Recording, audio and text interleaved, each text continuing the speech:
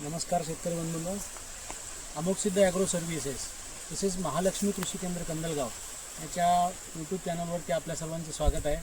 आज आपण कोरोली येथे दत्ता मुरगुंडे यांच्या 265 आणि 8632 या ऊसाच्या प्लॉटवरती आपण आलेलो आहोत. आपण फेब्रुवारीमध्ये कोरोली या ठिकाणी अमोघसिद्ध ॲग्रो सर्व्हिसेस सुरू केले आणि फेब्रुवारीपासून या ऊसाची ट्रीटमेंट या आपल्या दुकानातून या शेतकऱ्यांनी घेतली. तर आपण त्यांना आपल्या दुकानबद्दलचा अनुभव आणि आपल्या शेतात वापरलेल्या खताचा जो परिणाम आहे त्याबद्दल आज चर्चा करणार आहोत. नमस्कार. आपण ह्या ऊसाची लागण कधी केली होती? या ऊसाची लागण मी सप्टेंबर 1 ते 15 मध्ये केलेली आहे. 1 ते 15 सप्टेंबर 2025 साली याची लागण झाली. साधारण हा एक 11 महिन्याचा ऊस आहे. बरं, याच्यामध्ये आता सध्या हा किती कांड्यावर ऊस आहे? आता सध्या इथं बाहेरच्या बाजूला 25 ते 28 पर्यंत म्हणजे 35 ते 36 कांड्यावर 35-36 कांड्यावरती हा ऊस आहे. आणि ज्यावेळेस याची बांधणी होती त्यावेळेसपासून त्यांनी डोसेस याला वापरलेले आहेत. आणि ज्या पद्धतीनं आपण पाहतो की ऊसाची जाडी, कांड्याची पेरांची लांबी वगैरे याच्यामध्ये खूप सुंदर अशी आहे. पण याच्याबरोबरच एक 8632चा एक प्लॉट इथं आपल्या बाजूला आपल्याला पाहायला मिळेल. याच्यामध्ये सुद्धा एक वेगळा फरक आहे किंवा याच्यापेक्षा 3 महिन्यांनी तो प्लॉट उशिरा लागण झालेली आहे. तर त्याच्यामध्ये आपण पाहणार आहोत. पण महत्त्वाची एक शेतकऱ्यांना एक माहिती इथं आम्हाला देण्यासाठी हा व्हिडिओ काढतोय आम्ही, की आपण बघा, अन्नद्रव्य जोपर्यंत आपल्या ऊस पिकाला व्यवस्थित मिळत असतात तोपर्यंत त्याची पेराची लांबी जी आहे ती व्यवस्थित असते. पण जेव्हापासून अन्न आणि पाणी, आपण काय म्हणतो की बांधणीचा डोस झाल्यानंतर त्याच्यापुढे खताची आवश्यकता नसते किंवा आपण टाकत नाही. पण ज्यावेळेस त्याला अन्नद्रव्य कमी पडतात त्यावेळेस त्याची कांड्याची जी काही लांबी आहे ती कमी कमी होत जाते. आता इथं पाहू शकतो 1 2 3 4 5 6 7 8 9 10 जवळपास 10 ते 11 कांड्या अशा आहेत. इथं वरती एक आहे. तर 11 कांड्या हे आपण पाहू शकतो की 1 2 आणि ह्या 3 मितीमध्ये 11 कांड्या येतात.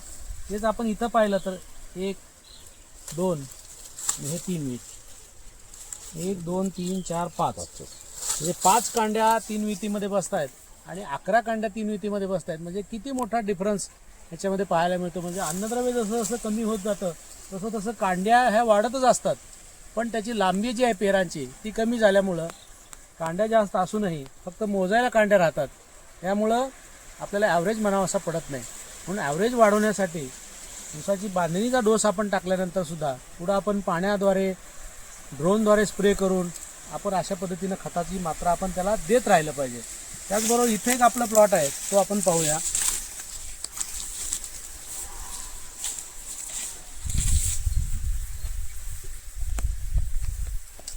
शेतकरी बंधूंनो, हा प्लॉट पाहू शकता आपण की हा 8632 ऊस आहे आणि हा ऊस याची लागण डिसेंबरमध्ये झालेली आहे.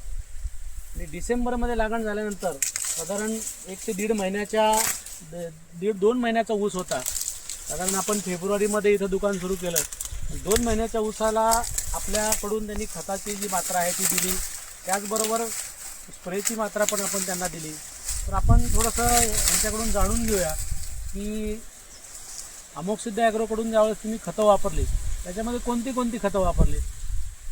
यामध्ये मी DBD व गंधक, अमोनिया असे नवीन आलेले ते खत ऊस स्पेशल